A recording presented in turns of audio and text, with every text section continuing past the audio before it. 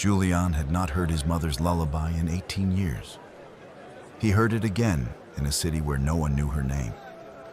The melody drifted through the eastern bazaar just before sunset, soft enough to hide beneath the bells of camel harnesses and the arguments of spice merchants. 4 descending notes, a pause, then the strange little rise at the end, as if the song had remembered something hopeful at the last moment. Julian stopped so suddenly that a porter struck his shoulder with a basket of dates. The porter cursed. Julian did not hear him. Across the crowded lane, an orc woman stood at a map seller's table with her back to him. She was taller than every man around her, broad through the shoulders, wrapped in a sand-colored traveling cloak. Long black braids rested against the leather straps crossing her back. Copper rings caught the dying sunlight when she turned her head. She was humming. Not a similar tune, not a tavern melody sharing a few familiar notes. His mother's lullaby had contained a deliberate mistake in the 3rd line, a note she always held too long because, she once told him, perfect songs had no room for lonely children. The orc woman made the same mistake. Julian crossed the lane without looking for carts. A mule screamed as he passed in front of it. Someone grabbed for his sleeve and missed. The woman paid the seller, folded a narrow map into her cloak, and walked away. Wait. She did not. Please. That song. Her pace changed. Only slightly, but he saw it.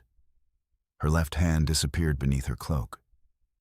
Julian followed her beneath an arch hung with blue lanterns, then into a quieter alley where the market noise became a distant tide. He should have realized she had chosen the alley. He understood only when she turned, seized the front of his coat, and pressed him against a sun-warmed wall. A curved knife rested below his ribs. Up close, she was impossible to mistake for anything but an orc. Her skin was deep olive green, darkened by years beneath the desert sun. 2 small ivory tusks rose past her lower lip. A thin scar crossed one strong cheek, and amber eyes studied him with a hunter's patience. She smelled of leather, cedar oil, and hot sand. "Who sent you?" she asked. "No one." The knife pressed closer. Men who say no one usually mean someone with money. My mother sang that song. Something moved behind her expression. It was not surprise. It looked more like an old door closing. Julian slowly lifted both empty hands. "Her name will mean nothing to you. She vanished when I was 17. I have searched archives, caravan records, burial lists." The orc woman pulled a chain from beneath her cloak. A small brass disc hung from it, split cleanly down the middle. Etched into its surface was half of a 7-pointed star. Julian forgot the knife. He reached inside his shirt and drew out the half-disc he had worn since the morning his mother disappeared. The 2 pieces matched. The woman released his coat. "Your name is Julian," she said. His breath left him. "How do you know that?" She sheathed the knife, but her gaze remained guarded. "Because your mother taught me the song." "Where is she?" "Far from here." "Alive?" The woman looked toward the alley entrance. 3 figures in pale desert veils had appeared beneath the lanterns. None pretended to be shopping. "If you want that answer," she said, "stop standing where they can kill you." She caught his wrist and pulled him through a curtained doorway. Julian followed because she had his mother's compass, his mother's melody, and perhaps the last true answer left in the world. He followed even when the doorway opened onto a roof 3 floors above the street. The orc woman ran across the tiles. Julian stared at the gap between buildings. "You cannot be serious." An arrow struck the wall beside his head. He jumped. He landed badly, struck one knee, and would have fallen backward if a powerful green hand had not closed around his belt. The woman hauled him upright with insulting ease. "You are lighter than you look," she said. You are less reassuring than you sound. For the first time, one corner of her mouth lifted around a tusk. Then another arrow passed between them. They fled over domed roofs, while the sunset turned the entire city the color of hammered copper. Julian knew streets, documents, dead languages, and the precise way old ink cracked beneath a careless thumb. He did not know how to leap across laundry lines while armed men pursued him. The woman seemed born to it. She moved with controlled force, never wasting a step, sometimes reaching back without looking to drag him over a ledge. They dropped into a dyer's yard, scattered 3 rows of crimson cloth, and escaped through a gate just before their pursuers reached the roof above. At the edge of the city, 2 saddled desert horses waited beside a ruined shrine. "You planned this," Julian said. "I planned to leave. You made it hurried." Who are those men? People who believe every buried thing belongs to whoever can afford the most knives. She swung into the saddle. Ride. Julian looked back at the city where he had spent 6 years restoring other people's maps, while his own life remained blank. The veiled men emerged through the gate. He mounted. They rode east as night swallowed the road. The woman did not give him her name until the city lights had vanished behind the dunes.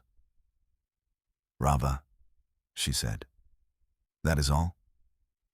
It has been enough for me. And my mother?" Questions cost distance. We have not made enough yet. Julian should have disliked her. She was evasive, armed, and apparently comfortable treating rooftops as roads. But she rode beside him beneath a sky crowded with stars, carrying half the only object his mother had left behind. Every few minutes, Rava glanced over to make certain he remained in the saddle. She pretended the glances were not concern. He pretended not to notice. If you enjoy original orc-bound fantasy romances and want to support the creation of future stories, you can join Tales from Orc on Patreon. The link is waiting in the description. Now, back to Julian and Rava. By midnight, the desert had erased the city completely. Rava led him into a dry ravine where black stone walls concealed a narrow camp. She lit no fire. Instead, she gave him a blanket, a strip of smoked meat, and a warning not to step beyond the pale rocks. "Why?" Julian asked. "Glass scorpions." He drew his boots closer. "You might have begun with that. You might have begun by not chasing armed strangers into alleys. You were singing my mother's song." Rava sat across from him and sharpened her curved knife with slow strokes. Moonlight silvered the strong planes of her face. "She sang it when she was frightened," Rava said at last. Julian held very still. "My mother was never frightened." "Everyone is frightened. Courage is only what they do while it happens." "When did you know her?" Rava tested the blade against her thumb. 18 years ago. After she left me. After she saved me." The words changed the air between them. Rava set down the knife. "I was young, angry, and certain I could cross the red expanse alone. I joined an expedition funded by a collector in the north. We were told we would survey ruins. By the time we understood the truth, the guards had taken our weapons and chained the hired diggers together." Julian watched the fireless darkness reflected in her eyes. "Your mother was their translator, or that is what they believed. She opened our chains during a sandstorm. She led 9 of us out. I was wounded. She carried water for me when she had none to spare for herself." Julian looked at the brass half-star in Rava's palm. Why did she not come home? "Because we found what the expedition had been seeking." Rava unfolded the map she had bought in the bazaar. It showed a wide emptiness east of the known caravan road. No cities, no wells. Only a warning written in 3 languages. The sand remembers weight. She placed her half of the brass disc on the parchment. Julian reluctantly added his. Joined, the pieces formed a complete star. Fine lines inside it, aligned with faded marks on the map. A city lies beneath this desert, Rava said. Older than the kingdoms that claim these roads. Your mother called it the House of Returning. A charming name for a tomb. It is not a tomb. Then what is buried there? Water? Records. A machine built to find rivers beneath stone. And enough gold to make cruel men call themselves explorers. Julian studied the star. 7 points. 7 paths. The men pursuing us work for the collector. The collector died. His office did not. They call their leader the curator now, as if stealing becomes scholarship when catalogued properly. And my mother? Rava's jaw tightened. She remained behind to keep them from opening the heart of the city.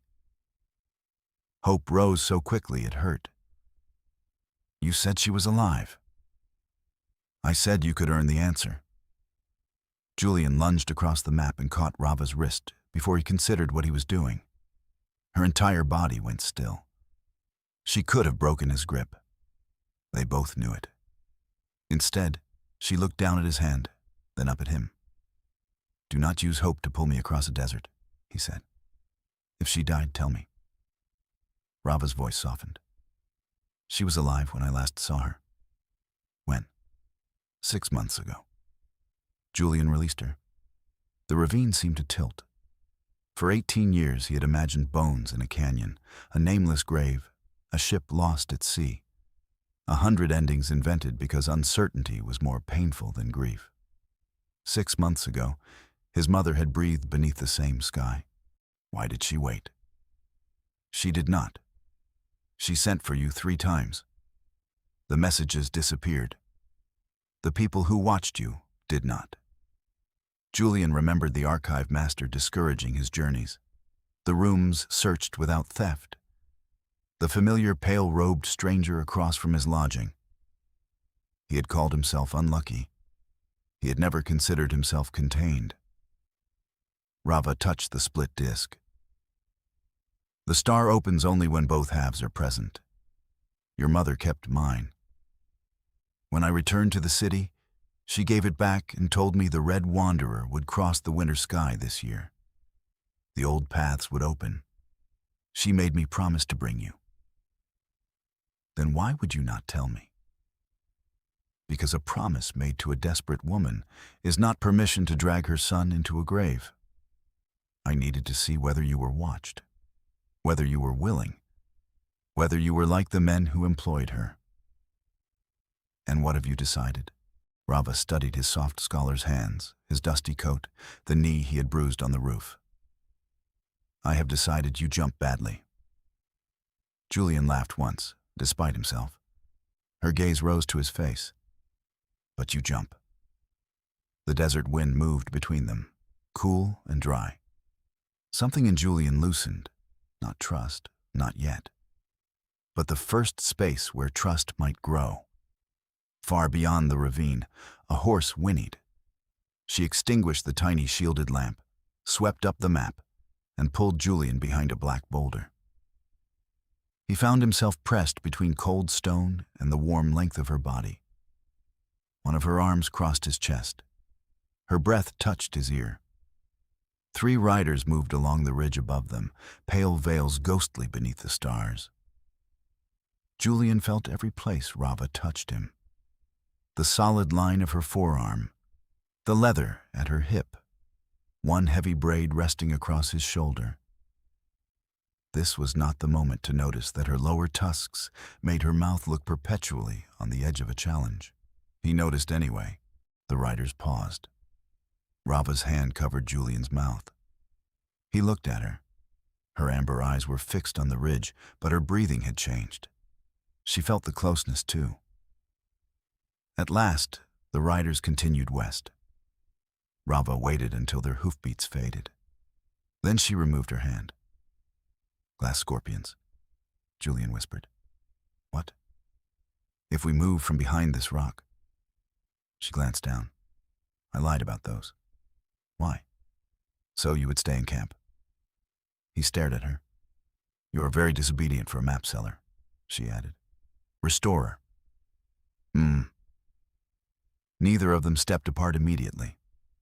Then Rava cleared her throat, moved away, and began packing. They left before moonset. For 2 days, they traveled beyond the caravan roads. The desert changed from gold dunes to broad plains of white salt, then to fields of dark stones that rang beneath the horses' hooves. Rava navigated by shadows, stars, and tiny scratches on rocks Julian would never have seen. Julian read the old map, noting where the maker had lied to confuse anyone without the brass star. They argued often. Rava believed a straight line was valuable only when it avoided death. Julian believed a map's margin notes deserved respect. Rava called his boots decorative. Julian called her method of making tea an act of war. At noon on the 3rd day, she handed him a cup brewed so strongly it could have stripped paint. You made it worse because I complained. I made it memorable. He drank it while maintaining eye contact. Rava's tusks showed when she grinned. The men following them remained a distant pressure. Sometimes they found hoof prints. Once, Rava discovered a strip of pale cloth tied to a thorn tree. She burned it without explanation. That evening, the wind began. It arrived first as a line across the horizon, reddish-brown beneath a violet sky. Rava watched it for 3 breaths, then turned both horses toward a cluster of sandstone pillars. Storm? Julian asked. Wall storm. The distinction became clear when the horizon stood up. Sand rose thousands of feet into the air, swallowing the sunset. The horses panicked. Rava jumped down and wrapped cloth over their eyes while Julian fought to secure the packs. The first gust struck like a physical blow. There! Rava shouted, pointing to a dark split in the sandstone. They dragged the animals into a narrow cave seconds before the storm arrived. The world disappeared. Sand screamed across the entrance. Dust found every seam in Julian's clothing and turned the air red. Rava tied the horses farther inside, then lowered a heavy canvas across the opening. The cave became very small and very dark. They had 1 oil lamp, 2 blankets, and enough room to lie down only if they lay close. Rava examined the ceiling. This shelter is stable. You say that as if stability is disappointing. It is also occupied. Julian followed her gaze. Small, pale shapes clung to the ceiling. Glass scorpions? Bats. You sound less convincing now. Rava laughed. The sound filled the cave more warmly than the lamp. They ate dates and flatbread while the storm punished the stone. Julian found a shallow cut along Rava's upper arm where flying rock had sliced through her sleeve. You are bleeding? I have done it before. A remarkable qualification. Sit down. She gave him a look that had probably frightened armed men. Julian held up the small medical roll from his pack. My mother believed anyone traveling beyond a paved street should know how to close a wound. At the mention of his mother, Rava sat. He cleaned the cut. Her arm was warm, the muscle firm beneath his fingers. Sand had gathered along the olive-green skin near the torn fabric. He tried to work with the detached care of a physician and failed because Rava watched his face the entire time. Does this hurt? He asked. No. You were gripping the rock. She released it. It hurts a little. Treasure hunters are allowed to admit pain. Scholars are allowed to stop talking. Not according to our guild rules. He tied the bandage. His thumb brushed the inside of her arm. Rava's breath caught. Julian looked up. The storm made privacy impossible and closeness unavoidable. Her face was inches from his. A few grains of sand clung to her lower lip beside one tusk. Without thinking, he lifted his hand and brushed them away. Rava did not move. Her amber gaze dropped to his mouth. Then one of the horses stamped, and the fragile moment broke. Julian sat back. The wound should remain closed. That is unfortunate. He blinked. Rava's expression was perfectly serious for half a second. Then she looked away, hiding a smile. The temperature dropped after midnight. They arranged the blankets with formal care, lying back to back as if an invisible magistrate might inspect them. The cave floor was cold. Wind breathed beneath the canvas. Julian woke, shivering. Rava was awake. "Turn over," she said. "I am comfortable. Your teeth are lying." He turned. She drew him closer beneath both blankets. Julian's forehead rested near her collarbone. One powerful arm settled around his back. Heat surrounded him, immediate and astonishing. "Orcs hold warmth," she said.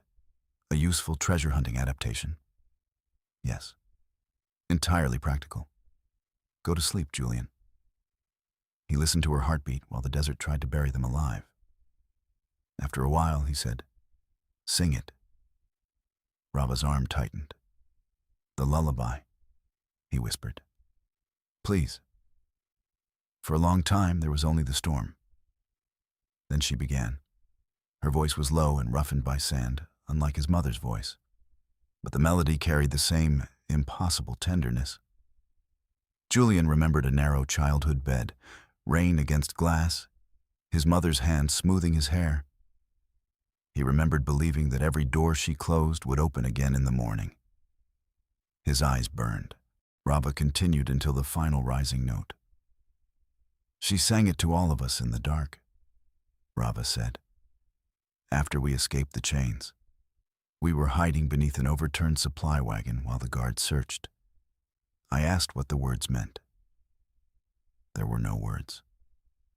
That is what she said. She told me words could be stolen, translated badly, or forced into confessions. A melody could cross a border unnoticed." Julian lifted his head. "It is a cipher." Rava nodded. "The long note? The mistake?" He felt the pattern unfolding. Not a mistake. A direction held longer than the others. "Your mother said you would hear the map inside it when you were ready." Julian stared into the dim cave. 4 descending notes, a pause, a rise. 7 phrases, 7 points on the brass star. "She hid the root in the song she used to put me to sleep. She hid the root where no thief would think to look." The realization should have sent him scrambling for paper.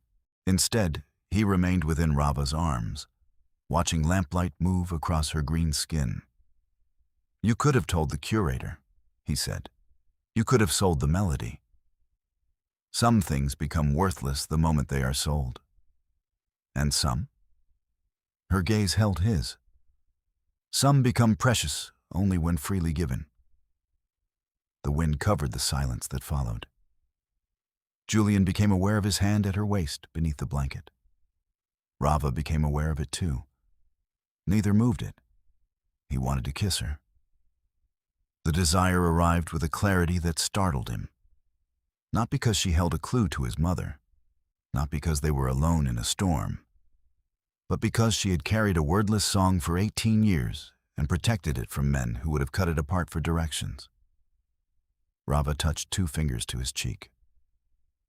"Not tonight," she said softly. Julian's pulse stumbled. "I did not ask." "Your face did. My face is known for discretion."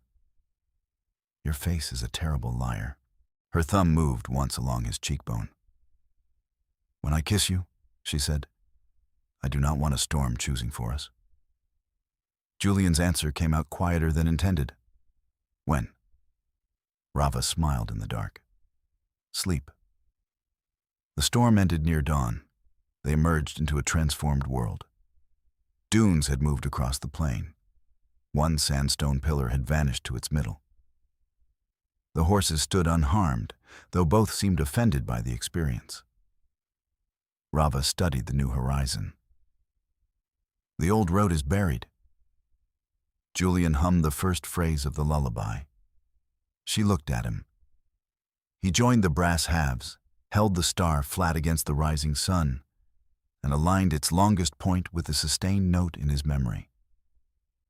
Light passed through tiny holes along the metal and cast a pattern on the sand. Not buried, he said. Changed. For the first time since they met, Rava looked at him not as cargo, obligation, or mystery. She looked impressed. It pleased him far more than it should have. They turned south, following a road that existed only when the song and the morning sun agreed. By afternoon, they reached the field of remembering stones. Thousands of black slabs stood upright in the sand, each no taller than a hand. They covered the valley from wall to wall like the scales of a buried beast. Rava dismounted. This is where weight matters. Julian examined the map's warning. The stones measure pressure, or punish it. Near the valley entrance lay the bones of a camel, clean and scattered. Farther in, broken spearheads protruded from the ground. We cannot take the horses. No. They left the animals in a shaded cleft with water and carried only what they needed. Rava distributed the supplies. When Julian attempted to take a second water skin, she moved it to her own shoulder. I can carry it. I know. Then why? Because you watch the stones. I watch you. The sentence warmed him more than the sun. Julian studied the melody again. The short notes indicated light steps. The long notes, pauses. Rava moved first, placing her boots exactly where he pointed. The black slabs tilted beneath her weight, but did not sink. They crossed in a rhythm. Step, step, wait. 3 quick steps left. Pause beneath the shadow of a standing stone. The route became a dance written by a woman who had known Julian would remember how she sang to him. Halfway across, a shout echoed behind them. The pale-veiled riders had reached the valley. There were 6 now. Their leader carried a long brass staff fitted with lenses, the instrument of a surveyor turned into a weapon. They followed our tracks after the storm, Rava said. Can they cross? One rider stepped onto the stones. The slab beneath him dropped. A sound like a giant inhaling passed through the valley. Sand collapsed under the man. He vanished before he could scream twice. The others stopped. Rava looked almost satisfied. Not quickly. An arrow cut across the valley. Julian ducked. Rava pushed him down as a second arrow struck the pack on her shoulder. The force twisted her sideways. Her boot landed on the wrong stone. It sank. Black slabs tipped in a widening circle. Rava, do not move. Sand began pouring between the stones around her legs. Julian heard the lullaby in his mind. The next phrase rose, held, fell twice. The marked route stood 3 feet to Rava's right, too far for a careful step. He removed the brass star and threw it onto the safe slab. What are you doing? Changing the weight. He jumped toward her. The stone beneath him tipped. Rava caught his forearm. He swung, struck her body, and wrapped both arms around her waist. For one suspended instant, they balanced over moving sand. Then Julian kicked the brass star farther. Its edge struck the next slab. The plate depressed with a click, triggering a buried counterweight. The stone beneath Rava rose. She lunged onto the safe path, dragging Julian with her. They landed tangled together. Another arrow struck the sand. Rava rolled over him, shielding his body with hers. When this is over, I am teaching you the meaning of do not move. You can demonstrate it at length. Is that flirting? Possibly. I have sand in my mouth. She seized the brass star, pulled him upright, and they ran the final pattern while arrows fell behind them. At the far side, The path ended before a sheer wall. No door, no passage. Only a carved circle worn almost smooth by centuries of wind. The riders were attempting the stones behind them, testing each plate with spears. "Julian," Rava said. He placed the brass star inside the circle. It fit. Nothing happened. "The song," he said. "Sing." "I do not sing." "Today you do." Julian began the lullaby. His voice cracked on the second phrase. Rava joined him, her lower harmony steadying his. The notes entered small openings around the carved circle. Somewhere inside the cliff, metal answered metal. The final rising note returned as an echo from beneath their feet. The wall opened. Rava pulled the star free. They slipped inside, and the stone sealed as the first pursuer reached the far edge of the valley. Darkness took them. Julian heard Rava breathing close by. Then golden light moved through the floor. Lines ignited beneath translucent stone, branching ahead like roots. One by one, lamps awakened along a descending passage. The air smelled not of dust, but cool mineral water. Rava whispered, "The house of returning." Julian looked down. Her hand had found his in the dark. She was still holding it. Neither mentioned this as they descended beneath the desert. The passage opened onto a bridge spanning an underground city. Julian stopped at its edge, unable to speak. Towers of pale stone rose from a cavern so vast, its ceiling disappeared. Channels crossed streets far below, carrying threads of luminous blue water. Bronze mirrors the size of sails turned slowly on hidden mechanisms, drawing sunlight through shafts from the surface and casting it from one side of the city to the other. Gardens grew beneath that borrowed day, silver-leafed trees, vines heavy with white blossoms, beds of herbs no desert map admitted existed. The city was not dead. Figures moved along the distant channels. "People live here," Julian said. "The rescued diggers, their children, travelers the desert chose not to keep." "You knew." "I knew the city endured. I did not know how many remained." A bell sounded below. Not an alarm. A welcome. Julian searched the bridge, the staircases, every distant face. "Where is she?" Rava squeezed his hand once. "At the heart." They crossed the bridge. People watched them from doorways, but did not approach. Humans, orcs, and desert folk Julian could not name shared the same quiet caution. Many wore a small seven-pointed star stitched into their clothing. Near the central square, a child saw Rava and ran to her.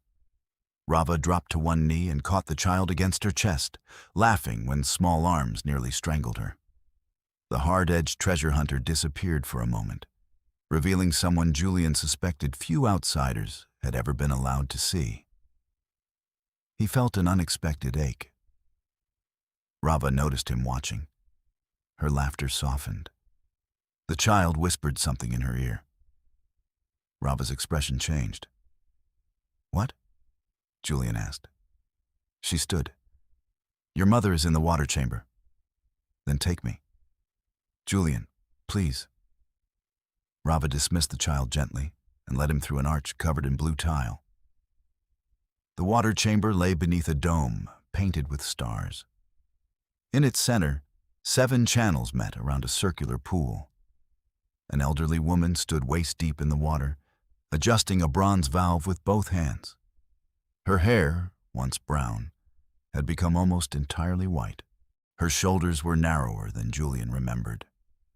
But she still tilted her head to the left when listening to machinery, and she still tucked loose strands behind one ear with the back of her wrist when her hands were occupied. Julian knew her before she turned. "Mother." The valve slipped from her hands. She faced him.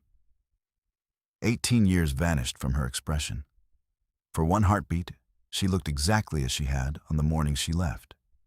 Brilliant, hurried, and certain she would be home before winter. Then the years returned, and tears filled her eyes. Julian. He stepped into the pool without removing his boots. She met him halfway.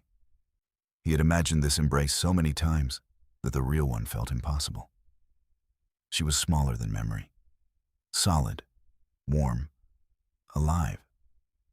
Her hands pressed against his back, as if confirming he was not another hope invented in the dark. Julian could not speak. He held her and wept with his face against her white hair. She hummed 4 descending notes. He laughed through the tears. When at last they separated, his mother touched his face with both wet hands. "You grew a beard? You missed several developments." "I know." Her joy broke beneath regret. "I know, my love." Julian wanted to demand explanations. He wanted to be 17 again and furious about an empty chair. He wanted to forgive her immediately. He could do none of those things while his hands still shook. His mother looked beyond him. Rava stood at the edge of the pool, her posture guarded in a way Julian had never seen. "You brought him," his mother said. Rava inclined her head. "Late. Alive. Barely. He jumps badly." Julian's mother smiled. "He always did." "I am standing here," Julian said. Both women ignored him. His mother stepped from the pool and embraced Rava. Rava froze. Then her eyes closed, and she returned the embrace with careful strength. Julian understood something then. Whatever his mother had been to Rava 18 years ago, whatever life had grown in this hidden city, Rava had not carried the lullaby merely as a promise. She had carried it as love.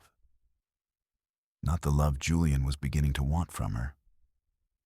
Something older. The fierce gratitude of a young woman who had once been told her life was worth saving.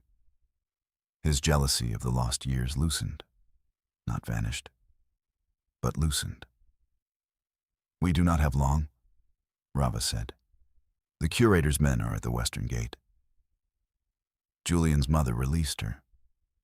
Then he finally stopped waiting for us to make a mistake. "Can they enter?" Julian asked. "Not through the song gate. But the map you followed was drawn here 5 years ago. One of our own left with it." Rava's face hardened. "A second entrance. The river shafts." As if summoned by the words, a deep impact rolled through the city. The water in the pool trembled. A second impact followed. Somewhere beyond the dome, people began shouting. Julian's mother seized the bronze valve. "They are breaking the northern cistern." Why? Because the heart cannot be opened while water balances all 7 channels. Drain one, and the locks release. Rava drew her knife. "Where is the heart?" Julian's mother looked at the star in Rava's hand. "Beneath us." The floor shook again. One of the 7 channels stopped flowing. The blue line beneath its water faded to black. "What happens if they open it?" Julian asked. "They expect gold," his mother said. "They will find the instrument that commands every buried river within 300 miles. Used carefully, it can restore wells. Used greedily, it can empty one kingdom to feed another." "And the records?" "Proof of every expedition the curator's office enslaved, robbed, and erased. The heart contains both their fortune and their ruin." Rava turned toward the door. Julian caught her hand. "Where are you going?" "To the northern cistern." "Alone?" "Faster that way.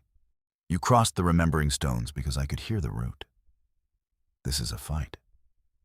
And this is a city built like a song. You need me."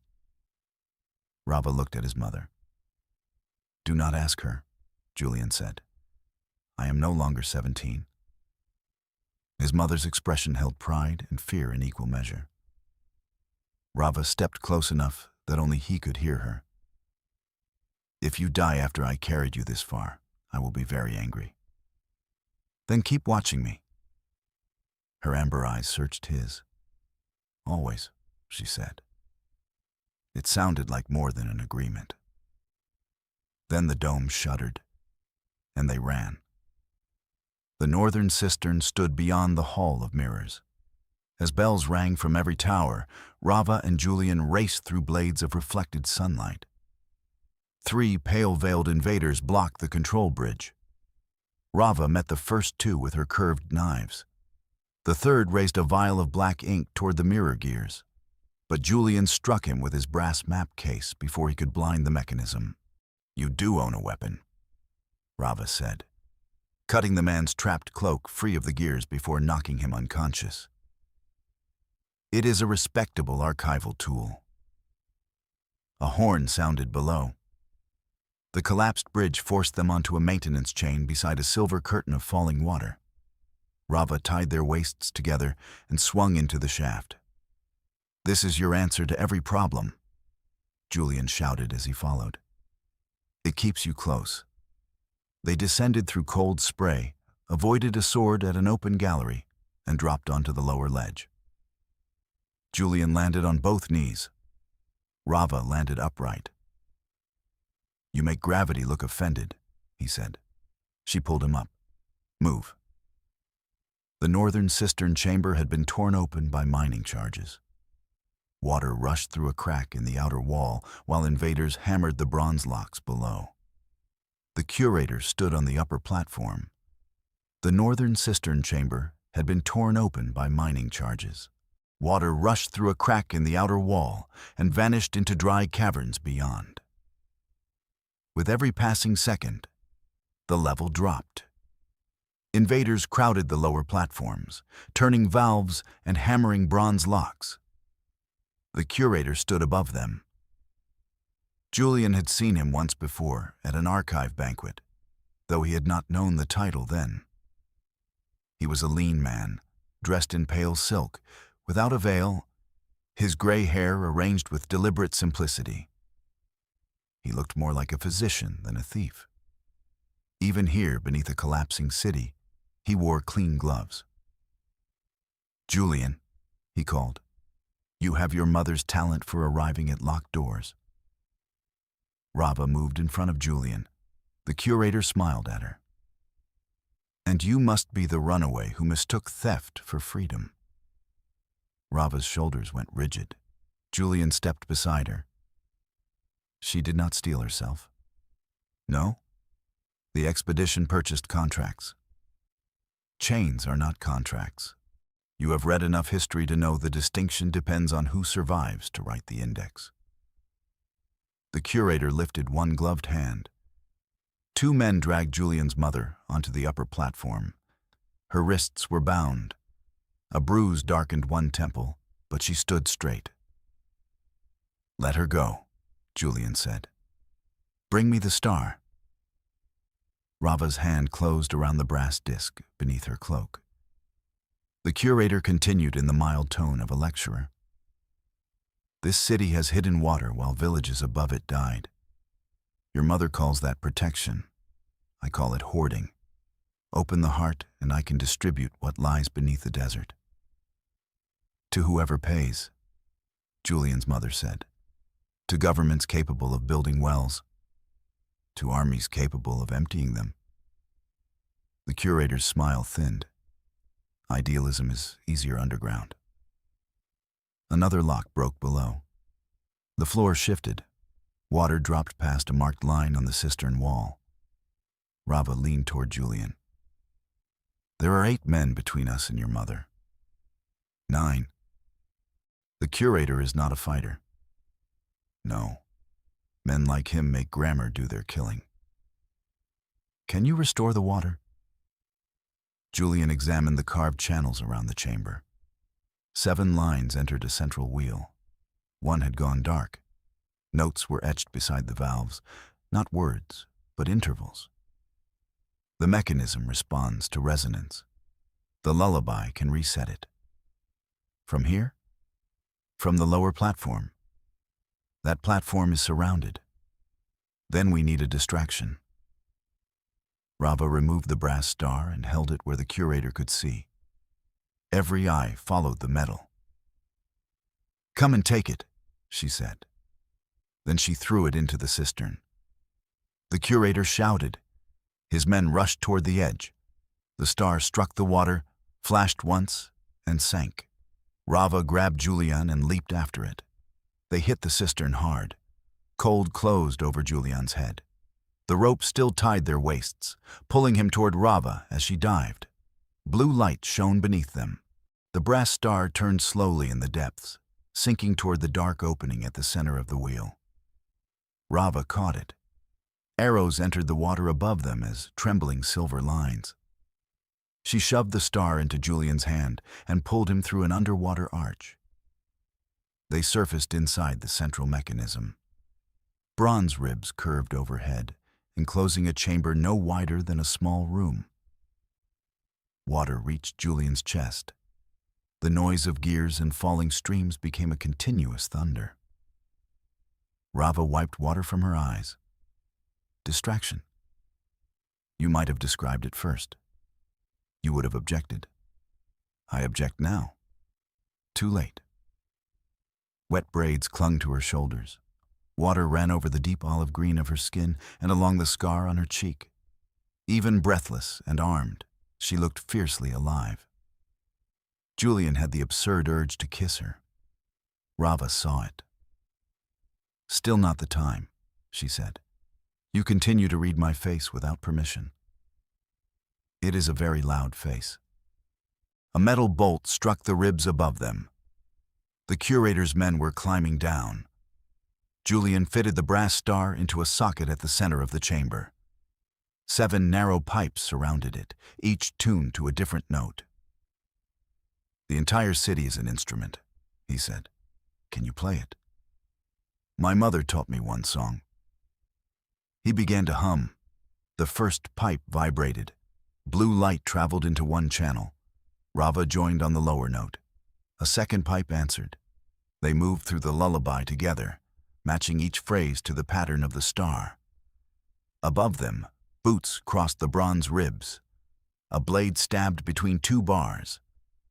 Rava blocked it with her knife without breaking the melody. The third channel lit, then the fourth. At the sustained note, the mechanism resisted. The pipe produced a discordant groan. The broken cistern, Julian said. It cannot hold pressure. Then choose another path. The melody has only one. Songs change. His mother had said perfect songs had no room for lonely children. Not because she sang incorrectly. Because she had changed the song to fit the child listening. Julian shifted the note. Rava followed instantly. The 5th pipe awakened. Water reversed through the broken channel. Instead of pouring into the northern chamber, it moved through an older line beneath the city. The mechanism did not restore the original balance. It created a new one. The 6th channel glowed. A man forced his shoulders between the bronze ribs. Rava seized his wrist. They struggled above the rising water. Julian held the final note. Rava could not join him. The attacker's arm was around her throat. The note trembled. Rava. She drove her head backward into the man's face. His grip loosened. She twisted free, caught the bar, and sang. The 7th channel blazed. The central wheel turned. Water surged upward, lifting Julian and Rava nearly to the roof. The attackers scrambled away as every valve in the cistern opened at once. A wave swept the lower platforms clean, carrying invaders into broad catch basins built to absorb overflow. Their weapons spun away. No one vanished beneath the water. The city's makers had designed even its defenses to return what they took. The bronze cage opened like a flower. Julian and Rava were lifted onto the upper platform by the rising pool. The curator stood alone beside Julian's mother. He held a knife to her throat. "Give me the star," he said. Rava climbed from the water. Her wet clothes clung to her powerful frame, and her expression could have frightened the sun from the sky. "No," she said. The curator pressed the blade closer. "You owe that woman your life." "I do." "Then purchase hers." Rava looked at Julian. He understood the question in her eyes. Not what should they do, whether he trusted her to do it. Julian gave the smallest nod. Rava tossed the star. The curator released Julian's mother to catch it. Julian moved first. He threw himself across the platform and caught his mother. Rava crossed the remaining distance in 2 strides. She struck the curator's wrist before his fingers closed around the disc. The star bounced once on wet stone. The curator and Rava reached it together. He drew a second blade from his sleeve. Rava caught his forearm, but his knife turned toward her side. Julian saw the point touch her leather vest. He seized the first thing available, one of the tuning pipes loosened by the surge. He struck the curator's wrist. The knife fell. Rava swept the man's legs from under him and pinned him face down with one knee between his shoulders. "You catalog people badly," she said. The curator struggled. "You think this ends because you found a hidden hole in the sand?" "No," Julian's mother said. "It ends because the records are no longer hidden." Along the galleries above, the city's people had gathered. Each held a sealed bronze tube taken from the Heart Archives. "Copies leave by 7 roads tonight," she continued. "Every court, harbor, and guild your office purchased will receive the names of the dead." For the first time, the curator looked afraid. Rava bound his hands with his own pale veil. The water beneath the platform settled into 7 glowing streams. Silence spread through the chamber. Julian's mother touched his split lip. "You are hurt. It has been an educational week." She looked at Rava, who was retrieving her knives. "I see that." Rava turned away, but not before Julian saw color deepen along the tips of her pointed ears. The curator's surviving men were disarmed and confined in the dry galleries. The northern wall could not be repaired quickly, but the alternate channel Julian discovered returned water to the city through a route forgotten for centuries. People began calling it Julian's Line. He disliked the name and secretly loved it. For the remainder of the day, the city repaired its broken channels. Julian tried to help at a valve station. Rava stood behind him, placed one green hand over his, and murmured instructions near his ear until he forgot which direction to turn. "You are doing that deliberately," he said. Her quiet laugh followed him long after the repair was finished. At sunset, Julian found his mother on a high terrace overlooking the underground gardens.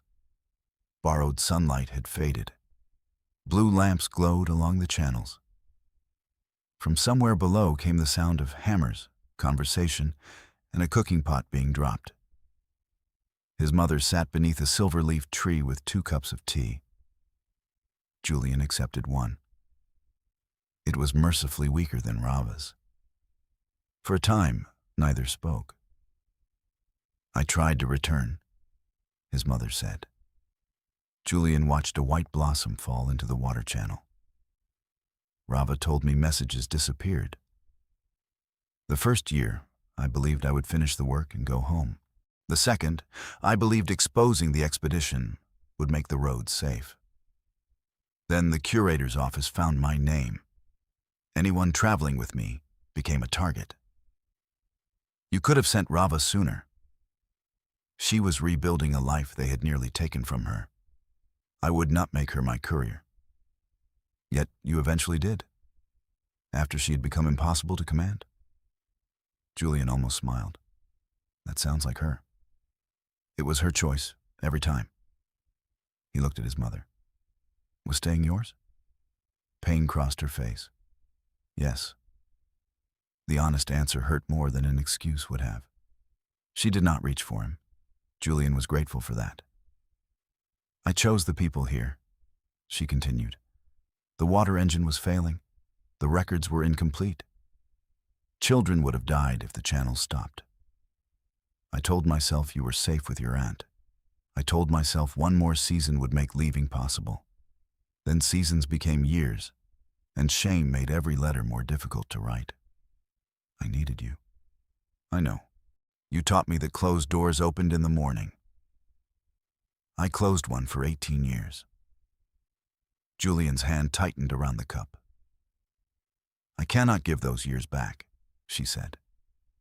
I cannot ask you to call what I did noble simply because others survived. Love does not erase abandonment. Both can be true. He looked at her then. The woman before him was neither the flawless mother of his childhood, nor the selfish ghost he had cursed in adulthood. She had saved lives. She had broken his heart. She carried both truths without asking him to choose the easier one.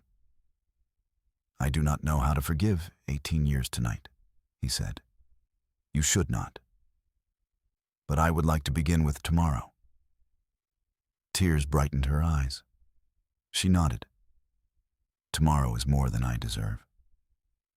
No, it is what we have. She set down her cup. This time Julian reached for her. Their embrace was quieter than the first. It did not repair everything. It promised they would stop pretending repair was impossible. When Julian left the terrace, Rava waited at the end of the bridge. You heard? He asked. Only the parts intended for the entire cavern. He winced. The stone carries sound. The stone enjoys family disputes. They walked through the sleeping city. Are you all right? She asked. No. Rava nodded, accepting the answer without trying to polish it. I think I will be, he added. I know. How? You jump. He laughed softly. She led him upward through a passage he had not seen before. The air grew warmer. Stars appeared overhead, not painted ones, but the real sky framed by a narrow opening in the rock. They emerged on a hidden terrace high above the desert. The storm had cleaned the night. Every star burned sharp and close. Far to the west, the red wanderer drew a thin, ember-colored line through the darkness. Rava removed her cloak and spread it on the stone. They sat side by side. For several minutes, neither spoke. Julian listened to the desert wind and the faint machinery beneath them. Why treasure? He asked. After what the expedition did, why become a hunter? Because they called everything treasure except the people carrying it. Rava rested her arms on her raised knees. I wanted the word back. Sometimes treasure is a gold cup. Sometimes it is a seed jar from a dead village. Sometimes it is a road home. And sometimes it is a badly jumping map restorer. She looked at him, still evaluating. Take your time. I have. The words quieted him. Rava turned fully. In starlight, her tusks were pale against her lower lip, her amber eyes almost gold. The scar along her cheek made her beauty feel lived in rather than arranged. When your mother gave me the half-star, she said, she told me I would know whether to bring you. How? She said you would ask about the song before the gold. I did not know there was gold. You asked whether she was alive before you asked anything else. Julian touched one of the copper rings in her braid. And if I had disappointed you? I would have stolen your half of the star. Comforting. I might have left you the chain. Generous. Her hand rose to his chest, resting over the place where the disc had hung for 18 years. I expected a spoiled collector, she said, or a frightened boy grown into a careful man. What did you find? A careful man who becomes reckless whenever someone he loves is in danger. Julian covered her hand with his. That sounds like criticism. It is terror. The admission stripped the playfulness from his face. Rava looked away toward the red comet. At the remembering stones, when the ground opened beneath me, you jumped onto the wrong path. It became the right path. It could have killed you. It could have saved you. It did. Her voice roughened on the final word. Julian shifted closer. Rava. She met his gaze. No storm, he said. No. No pursuers. They are locked beneath several tons of stone. No child with a bucket. I checked. Then may I kiss you? The fierce treasure hunter who had held a knife to him in an alley suddenly looked almost uncertain. Yes, she said. Julian touched her cheek first. Her skin was warm beneath his palm. He felt the fine edge of her scar, the tension in her jaw, the small movement of her tusk against his thumb. Rava placed one hand behind his neck and drew him the final inch. Their first kiss was careful. It lasted only a breath. They pulled apart, eyes open, surprised by the gentleness of it. Then Rava kissed him again. Nothing about the second kiss was careful. She drew him against her with one arm around his waist. Julian's hands found the solid curve of her shoulders, then the warm line of her back. Her tusks brushed his lower lip without hurting him. He tasted desert tea and cool water. She made a low sound when his fingers slid into the base of her braids, and the sound went through him, like the first note of a song he already knew he would remember forever. Julian shifted until she sat across his lap, powerful thighs bracketing his hips. Rava paused, searching his face. Yes, he whispered. She kissed him more slowly. The desert did not choose for them. Fear did not choose. Debt, prophecy, and loneliness did not choose. They did. When they finally separated, Julian rested his forehead against hers. That, he said, breathless, was worth several poor jumps. Rava's laugh warmed his mouth. Do not become ambitious. I would not dream of it. She touched his split lip with surprising tenderness. Does this hurt? A little. Treasure hunters are allowed to admit pain. You have been waiting days to say that. I am patient. She kissed the corner of his mouth. They remained on the terrace until the red comet vanished. Julian woke before dawn with his head on Rava's shoulder and her cloak covering them both. One of her arms lay around him. The brass star rested between their joined hands. Rava opened one amber eye. You stare. I restore details. Offensive summary of a respectable profession. He smiled.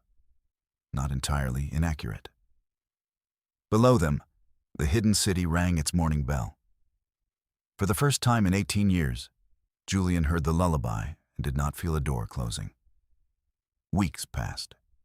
Copies of the curator's records traveled by 7 roads, and his own ledgers brought his office into the light. The water engine revealed new rivers for dying villages. Julian repaired the city's maps, while Rava inspected every archive for traps. They ate with his mother each evening.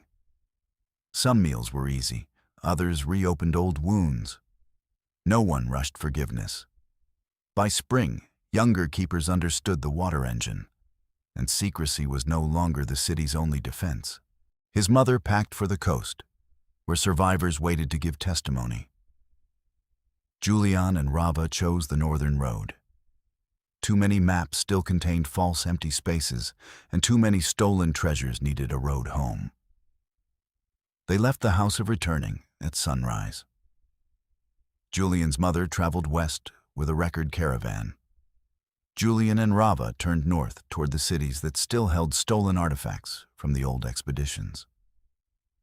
Their work was not finished. Too many maps had false empty spaces.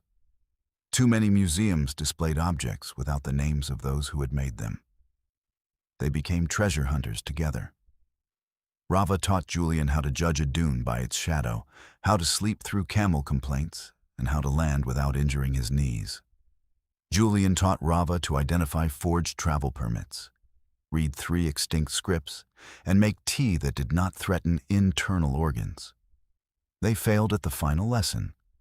Months later, they returned to the Eastern Bazaar where they had met. The same blue lanterns hung beneath the arch, The same map seller argued with a customer over a border that had not existed for 2 centuries. Julian paused beside the alley. Rava glanced at him. Thinking about chasing another armed stranger? Only one. She stepped closer. Did it end badly?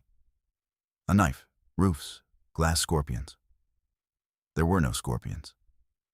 The emotional damage remains. Rava caught the front of his coat exactly as she had the first day and drew him beneath the blue lanterns. This time there was no knife below his ribs. Her hand settled at his waist. Still frightened? She asked. Terribly. Courage is what you do while it happens. Julian kissed her. People passed at the end of the alley. Bells rang. Spices, dust, and evening smoke filled the air. Rava's tusks brushed his lip as she smiled against his mouth. When they separated, she placed something in his palm. A new brass disc. It bore the 7-pointed star on one side. On the other, 2 paths crossed and continued as one. Julian traced the engraving. A marriage mark. Rava's pointed ears darkened. No. A proposal? No. You are a very loud liar. She folded his fingers over the disc. Among my people, it means I have found the road I intend to keep. His teasing vanished. Rava. It is not a chain, she said. Not a debt. Not a promise your mother placed on me. If you want another road, say so, and I will still have been glad for every mile. Julian lifted the disc to the lantern light. Then he took the split star from beneath his shirt.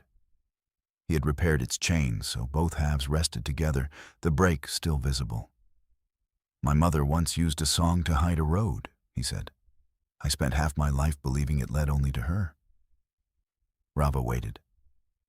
It led to a city, a truth, a second chance. He touched the new disc to her chest. And you? Her amber eyes shone. Julian fastened the disc around his neck beside the star. I want your road, he said. Every dangerous, argumentative mile of it. Rava exhaled, as if she had been holding the breath since the desert. Then she lifted him. Julian made a sound unbecoming of a serious scholar as his boots left the ground. Rava laughed and kissed him beneath the blue lanterns while the bazaar moved around them. A year later, desert maps began showing 2 crossing paths inside a 7-pointed star. The symbol marked safe wells and honest guides. Children in the hidden city knew it also belonged to Julian and Rava, who had turned an old lullaby into a road for stolen things and wounded people to find their way home. On the evening Julian and Rava exchanged vows at the edge of the underground pool, the entire city sang. His mother stood beside them. The silver trees released white blossoms onto the water. 7 channels shone beneath their feet. Rava wore no crown, and Julian carried no map. Their hands joined freely over the old brass star. When the final note rose through the cavern, the buried mirrors turned. Sunlight entered the house of returning. Rava looked at Julian as though the long road had brought her to the only treasure she had never expected to keep. Julian touched the copper rings in her braids. Why did you know my mother's lullaby? He whispered, smiling. Rava drew him close, her tusks brushing his cheek. Because she knew one day it would lead me home. Then she kissed him while the city filled with light.